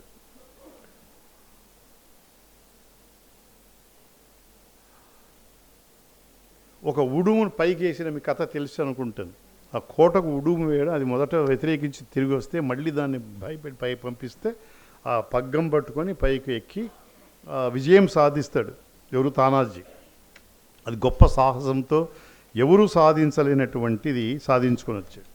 అక్కడ ఒక గుర్తు ఏం చెప్తాడంటే, ఆ కోట మీద ఒక వెలుగు వస్తుంది, ఆ వెలుగు చూస్తే మీరు మనం జయించినట్లే అని. శివాజీ దానికోసం ఎదురు చూస్తూ ఉంటాడు. ఎంతసేపటికి రాదు, ఈ వెలుగు రాదు, ఏమైపోయిన ఆలోచనలో ఉంటాడు, ఒక విధమైనటువంటి ఆవేదనలో ఉంటాడు, ఆలోచనలో ఉంటాడు. ఒక్కసారిగా వెలుగు అనిపిస్తుంది. జయించినారు మనవారనే ఉద్రేకం, సంతోషంతో ఆయన వస్తుంటాడు. కానీ అక్కడ ఏం జరిగిందని తెలియలేదు. ఒక ఉత్సాహంతో ఉల్లాసంతో ఆ విజయలక్ష్మిని గురించి సింహగడాన్ని ఆక్రమించుకొని వచ్చినటువంటి విజయగరముతో వస్తున్నటువంటి తానాజీకి స్వాగతం చెప్పాలని బయలుదేరుతాడు. తజ్జయ ఉత్సవ పురస్కరణ ఉత్సుకిత అంతరంగుడై అన్నాడు. బయలుదేరాడు. గొప్ప స్వాగతం చెప్పాలి తానాజీకి. అద్భుతమైనటువంటి విజయం సాధించాడు. సింహగడాన్ని ఆక్రమించుకున్న సింహం, అతనికి గొప్ప స్వాగతం చెప్పాలని ఉదయమునంద మాంసల ఉచ్చ తురంగమునెక్కి బాగా కండబెట్టినటువంటి మంచి గుర్రం ఎక్కాడట. సేవకులు 10 వెంటరాను ఉదుటుపాటున పోవచ్చు కొంత మేరలో కదిసిన మావలా భటులగాంచి మావలా భటులు ఎదురైనారు. అంతా విజయం సాధించుకొని వస్తున్నారని. కానీ ఇంత సింహగడాన్ని జయించారు కదా, ఈ మావలా భటులందరూ కూడా నిశ్శబ్దంగా నిస్తబ్దంగా వస్తున్నారేమిటి? వాళ్ళ ముఖంలో ఏ విధమైనటువంటి ఉత్తేజం లేదు, ఉల్లాసం లేదు, సంతోషం లేదు, మౌనంగా వస్తున్నారు. సందేహం కలిగింది. జయం ఎవరిది అని హెచ్చరించాడు. జయం ఎవరిది అని అడిగాడు. కానీ అప్పుడు ఎవరు పలకలేదు, నిశ్శబ్దంగా ఉన్నారు. అంతా మౌనముద్రలో ఉన్నారు. అంతా కలయ పరికించినాడు మావలా భటులు. తానాజీ ఎక్కడ కనిపించలేదు. తానాజీ కనిపించడు, ఎందుగలడు అన్నాడు. ఎక్కడ పోయినాడు? తానాజీ కనిపించలేదు. ఈ విజయోత్సాహం మీదే అంతా చూస్తున్నాను, తానాజీ ఎక్కడ అనునంతలో ఆ అందలమ్ము వెంట తానాజీని మోసుకొని వస్తున్నారు అందలు పల్లకీలో. సూర్యాజీ ఏతంచి వినతుడగుచు సూర్యాజీ దగ్గరికి వచ్చాడు. శివాజీ దగ్గరికి వచ్చి అరుల దునుమాడి తానాజీ అంతే అన్నాడు. ఏం చెప్పలేదు. శత్రువులను చీల్చి చెండాడి తానాజీ మాట రాలేదు, నోరు పెగల్లేదు. అంటూనే అర్థమైపోయింది శివాజీకి. తానాజీ గతించనే, అరుల దున్మాడుచు నా తానాజీ గతించనే. ఇంత బాధ చెప్పాడు. తానాజీ గతించనే, అరుల తున్మాడుచు నా తానాజీ గతించనే అని అఖండ ప్రేమ భాండోదర ఉద్ధూత అశ్రూదరక బిందులుట్టిపడ తన గుండెలో ఉండే అఖండమైన ప్రేమ భాండం, ఆ భాండం తొనికిసలాడి కళ్ళల్లో దూకిందన్నట్లుగా కన్నీళ్ళు పొంగుతూ వచ్చాయట. తోడుతో వార్వముండిగ్గి గుర్రం దిగాడు. తానై తానాజినిడ్డాసి పై ముసుగు వాయందీసి నిర్విన్నుడై, ఆ డెడ్ బాడీ ఉన్నది కదా శవం, ఆ పై ముసుగు తీసి చూసి నివ్వెరపోయినాడు. ఎట్లా ఉంది ఆ శరీరం? గాయపు క్రంతలను కరుడుగట్టిన నెత్తుట దోగు మేను, ఒళ్ళంతా గాయాలు, నెత్తురు కట్టినటువంటి మరకలైనటువంటి శరీరం. విఛాయ ముఖంబు, కళావిహీనమైన ముఖం, కెందొగరు జారిన మ్రగ్గిన వాలుమూత కందూయి, కళ్ళు మూసుకుపోయినాయి. రదంబులను పెదవి తొక్కిన పట్టు తొలంగబోలి, ఒక ఆవేశంతో పెదవులను కొరికినటువంటి ఆ పెదవులు, ఈ వీరాయుత ముద్ర చూచి, ఆ రూపం చూస్తేనే శత్రువుల మీద అన్నట్టుగా వీరాయుత ముద్ర చూచి శివరాజు వెతంబడి వెచ్చనొడ్చుచును. చాలా బాధపడ్డాడు. అయ్యో, ఇంత పని జరిగిందని. జారిపడినది నా చేతి చంద్రహాసము, అవగళితమయ్యే నా వజ్ర కవచమిప్పుడు. చంద్రహాసం అంటే ఖడ్గం. నా చేతిలో ఉన్న చంద్రహాసం జారిపోయింది. జారిపడినది నా చేతి చంద్రహాసము, అవగళితమయ్యే నా వజ్ర కవచం ఇప్పుడు. అవగళితం అంటే జారిపోయింది, వజ్ర కవితమే జారిపోయింది. సింహ గడమున గడమేమో చిక్కెగాని, పోయినది సింహము ఈ కుడి భుజము ఓలి. సింహ గడమున గడమేమో చిక్కెగాని, పోయినది సింహము ఈ కుడి భుజము ఓలి. కుడి భుజము లాంటి సింహం లాంటి వాడు పోయినాడు. సింహగడంలో గడం చిక్కింది, కానీ సింహం పోయింది. అది హిందీలో కూడా చెప్తాడు, సింహగడమే గడ్ మిల్గయా సింహ చెల్గయా అంటారట. సింహగడమున గడమేమో చిక్కే గాని, పోయినది సింహము ఈ కుడి భుజము ఓలి. ఈ మాట కంటే ఇంకోటి అనింటే బాగుండేది నాకు అనిపించింది. పోయినది సింహము ఈ కుడి భుజము ఓలే అంటున్నాడు ఆయన లాస్ట్ లైన్లో. అంటే కుడి భుజము వంటి సింహం పోయిందని చెప్పదలుచుకున్నాడు. సింహం పోయింది, ఎలా పోయిందంటే ఈ కుడి భుజములాగా పోయింది అన్నప్పుడు అది ఉపమానం అవుతున్నది. ఎట్లయినా ఉపమానం అవుతుంది. నేనైతే ఎట్లా రాసేవానంటే, కుడి భుజము వంటి సింహము కోల్పోతి అనేవాడిని.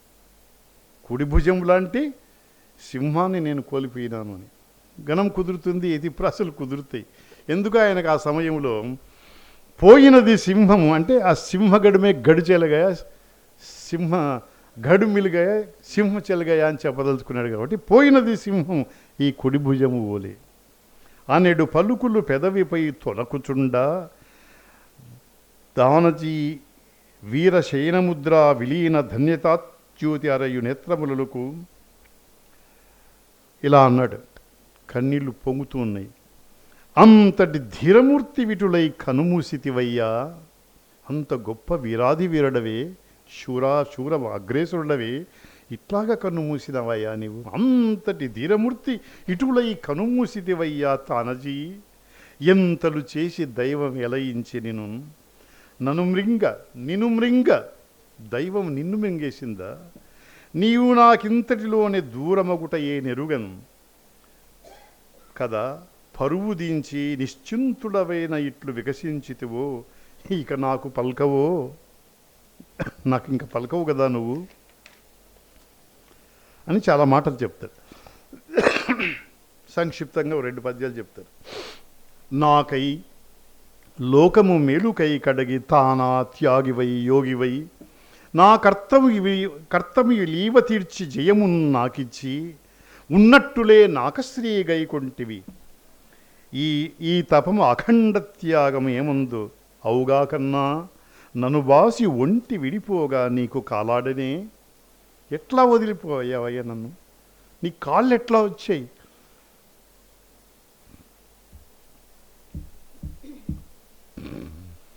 అఖండ త్యాగం ఏమందు అవుగా కన్నా, నన్ను వాసి ఒంటి విడిపోగా నీకు కావాడని. ఇంకా చాలా ఉన్నాయి మాటలు అంటూ ఎన్నెన్నో సందర్భాల్లో నన్ను కాపాడావు. అడ్డుపడి పోర్సలిపి తోడై తెగించి నన్ను కాపాడుకొను ధీరు నిన్ను నేడు కురుచ గడమునకై బలికొంటినగట. ఒక ఆఫ్ట్రాల్ అంటాం మనం, ఆఫ్ట్రాల్ అంటాం. ఒక చిన్న గడం కోసం నిన్ను నేను పోగొట్టుకున్నాను కదా. సింహగడం లేకపోతే ఏమైంది?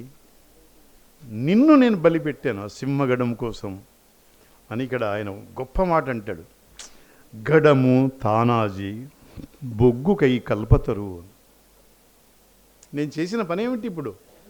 గడము తానాజీ బొగ్గుకై కల్పతరు. బొగ్గు కోసం కల్పవృక్షాన్ని కాల్చుకునే మూర్ఖుడు ఎవడైనా ఉంటాడా ప్రపంచంలో? ఒక సింహగడం కోసం నేను పోగొట్టుకున్నాను. గడము తానాజీ బొగ్గుకై కల్పతరు. శివపతి ఎవండు తానజీ స్నిగ్ధ హృదయ బలము త్రావి పెన్నొందిన భద్రమూర్తి. నిజము తానజీ, ఈనాడు నీవు లేని శివపతి ఎవండో ఎంతలో పవలు రేయి. ఏమిటి కాలం? ఎంతలో పవలు వస్తుంది, రేయి వస్తుంది అన్నట్లుగా. ఎంతలో పవలు రేయి. నిన్నటిదాకా పగలు, ఇప్పుడు రేయి. గాఢాంధకారం అలముకున్నది కదా. ఏమిటి పరిస్థితి? హృదయమును చీల్చి అందులో పొదిగి ఉన్న నన్ను బహిరంగపరచి ధన్యతను కొంటివి అన్నా తానజీ. నేటికా నిన్ను దాచి లేతబడితే నీ భాగ్యము లేదు నాకు అని. ఇట్లాగా నీ కుమారుని పెళ్లి చూడాలని ఉవ్విళ్ళూరుతున్నటువంటి నీకు ఆ దృశ్యం నేను చూపించలేకపోయినాను కదా, ఎంత దౌర్భాగ్యుడను నేను అని. పక్కన సూర్యాజీ ఉంటాడు, ఆయన బ్రదర్, తమ్ముడు.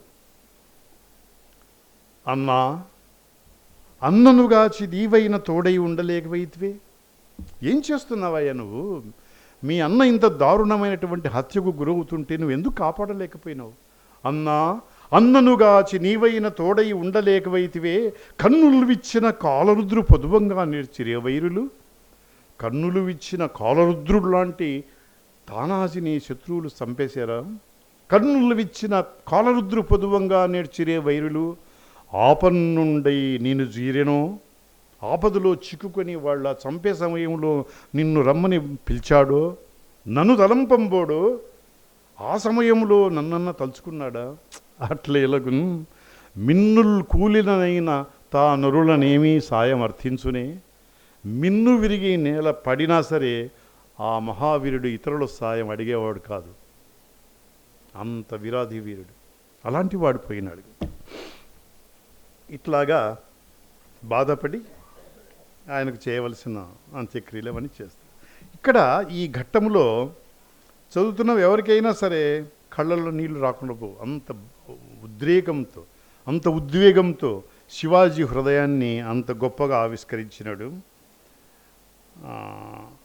ఇటువంటి ఘట్టాలను మనం చదివినప్పుడు శివభారతంలో ఆయన పాత్రలు ఏ విధంగా చిత్రించినాడో మనం అర్థం చేసుకోవచ్చు.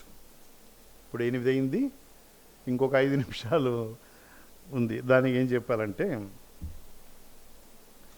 తనకెంతో ఆత్మీయుడు, తనకు ప్రాణానికి ప్రాణంగా ప్రేమించినవాడు, హృదయంగా జీవించినవాడు తానాజీ పోయినప్పుడు శివాజీ ఎంత బాధపడ్డాడో అది మాటలతో చెప్పలేరు.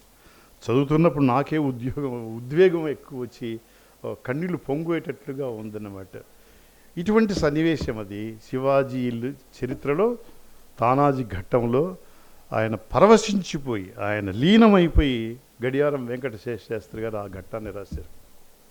ఇప్పుడు భాగవతంలో పోతన ఏ విధముగా భక్తి సన్నివేశాలు వచ్చినప్పుడు తాదాత్మ్యం చెంది పరవశం పొంది మందార మకరంద మాధుర్యమున దేలు ఇలాంటి పద్యాలు గొప్పగా రాశాడో, అన్ని ఘట్టాలలో ఎట్లా గొప్పగా రాశాడో, ఈయన కూడా ఆ ఉద్రేకం ఆవేశం వచ్చినటువంటి ఘట్టాల్లో కూడా పరవశించిపోయి లీనమైపోయి రాస్తాడనమాట. కళ్ళలో నీళ్లు తెప్పిస్తారు. ఒక చిన్న విషయం, నేను ఇటీవల కర్ణభారతం అనే ఒక కావ్యం రాసిన.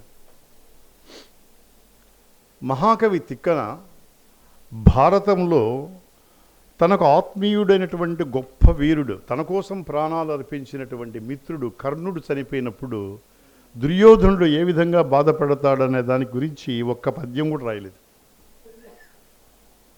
అవి అనేక వీర ప్రలాపములు చేసి శవాన్ని చూసి వెళ్ళిపోయినాడని చెప్పాడు. కానీ ఇప్పుడు మనం చూసాం తానాజీ కోసం శివాజీ ఎంత బాధపడ్డాడో. ఇంత మహావీరుని నేను పోగొట్టుకున్నాను కదా అని ఎంత బాధపడ్డాడు.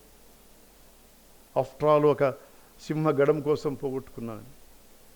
అంత మహావీరుడు కర్ణుడు చనిపోయినప్పుడు తిక్కన గారు ఎందుకు ఒక్క పద్యం కూడా రాయలేదు? ఎవరైనా రాసినారా? విన్నారా? లేదు. అందుకని ఇది నేను కర్ణభారతంలో కర్ణుడిని అర్జునుడు చంపుతాడు. కృష్ణుడు చెబుతాడు ఆ ధర్మపన్నాల తర్వాత కదా ముందు బాణం వేను, ఆ బాణం వేస్తున్న తలకాయ తెగి అది కాడ వదిలిన పద్మంలాగా పక్కకు వాలిపోతుంది కర్ణుని శిరస్సు. అప్పుడు ఈ వార్త విని దుర్వార్త విని కర్ణుడు చనిపోయినాడని దుర్యోధనుడు వస్తాడు. అప్పుడు నేను తిక్కన గారు చేయని పని అంటే దుర్యోధనుని విలాపం, ఒక్క పద్యం కూడా ఆయన రాయలేదు కదా, నేను 20 పద్యాలు పైగా రాశాను. అది ఏం రాశారంటే మీరు వినండి, చెప్తారు. ఒక 5 పద్యాలు వినిపిస్తారు. ప్రాణమిత్రమా, దుర్యోధనుడు అంటున్నాడు కర్ణుని డెడ్ బాడీ చూస్తాడు, శవాన్ని చూసి ఇటు అంటున్నాడు, ప్రాణమిత్రమా నీ మృత్యువార్త నేడు కోటి పిడుగుల నా మీద కృమ్మరింప. ఒక్క పిడుగు కాదు, నిన్ను చంపినారు, నువ్వు చనిపోయినావనే వార్త నా మీద కోటి పిడుగులు పడినట్లుగా ఉంది. కోటి పిడుగుల నా మీద కృమ్మరింప, స్పందనము లేని కఠిన పాషాణమట్లు వ్రక్కలైపోవకుండే నా పాడుగుండె. ముక్కలైపోవాలి నా హృదయం ఆ వార్త వింటూనే, కానీ నా హృదయం కఠిన పాషాణం రాయి లాంటిది, అందుకే ముక్కలు కాలేదు. స్పందనము లేని కఠిన పాషాణమట్లు వ్రక్కలైపోవకుండే నా పాడుగుండె. నీవు నా ప్రాభవమును నిలుపదలచి విక్రమము చూపి ప్రాణములర్పించినావు.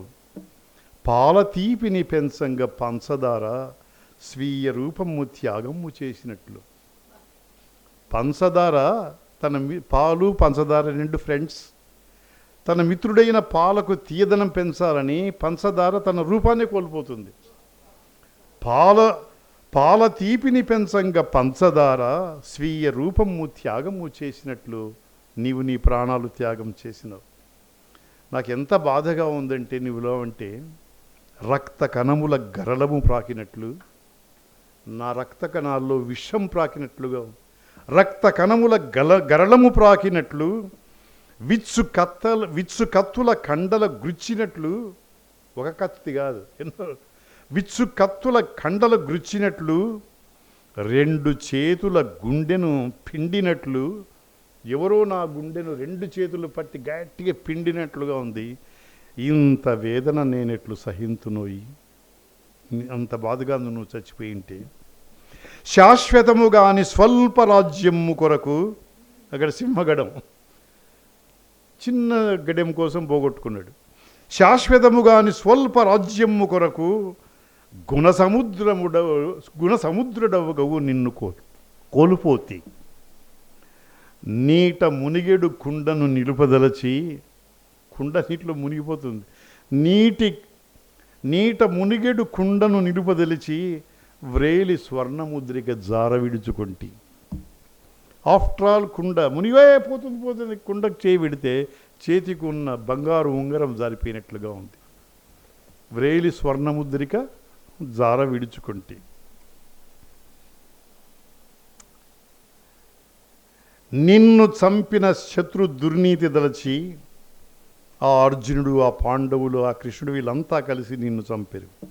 నిన్ను చంపిన శత్రు దుర్నీతి దలచి ఉడికిపోవచ్చును ఉన్నది నా ఉల్లం. ఇప్పుడు ఆ హృదయం ఉడికిపోతున్నది.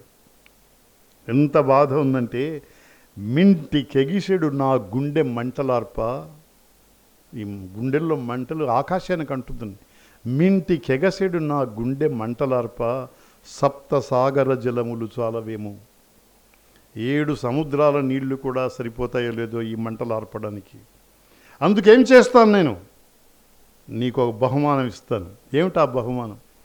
ఆ 20 పద్యాల్లో ఇది లాస్ట్ పద్యం. నిన్ను చంపిన పాండవ నీచమతుల ఖడ్గముల కసిదీర ముక్కలుగా నరికి. అంత కోపం దీనికి. నిన్ను చంపిన పాండవ నీచమతుల ఖడ్గమున ముక్కలుగా కసితీర నరికి, వారి కండల బండల వరుసతోడ నీకు సమర సమాధి నిర్మింతుగాక. సమాధి కడితే రాళ్ళు కావాలి, కానీ నీకెట్లా సమాధి కట్టిస్తాను?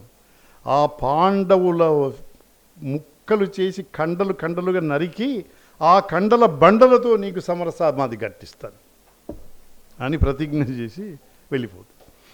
ఇట్లా ఒక మిత్రుడు తన కోసం ప్రాణార్పణ చేసిన మిత్రుడు చనిపోయినప్పుడు అతని హృదయంలో ఎంత ఆవేశం ఉప్పొంగుతుందో ఒక 21 పద్యాలతో నేను కర్ణభారతంలో రచించాను.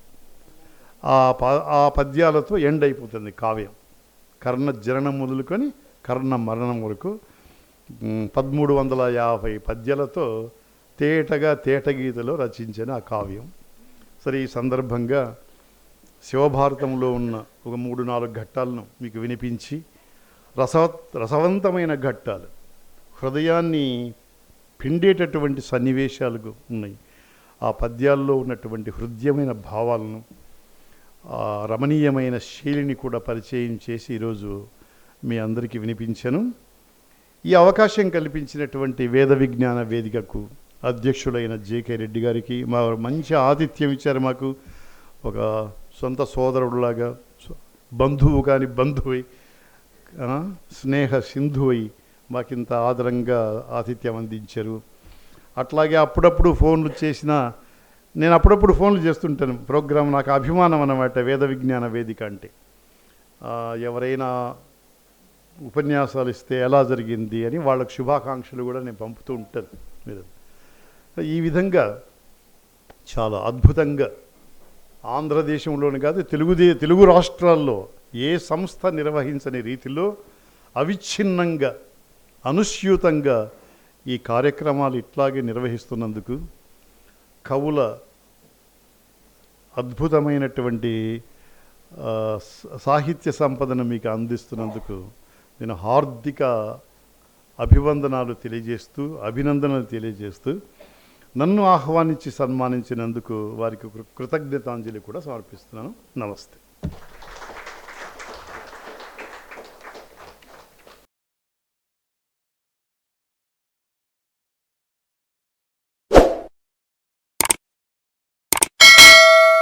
దయచేసి లైక్ చేయండి, షేర్ చేయండి మరియు సబ్స్క్రైబ్ చేయండి.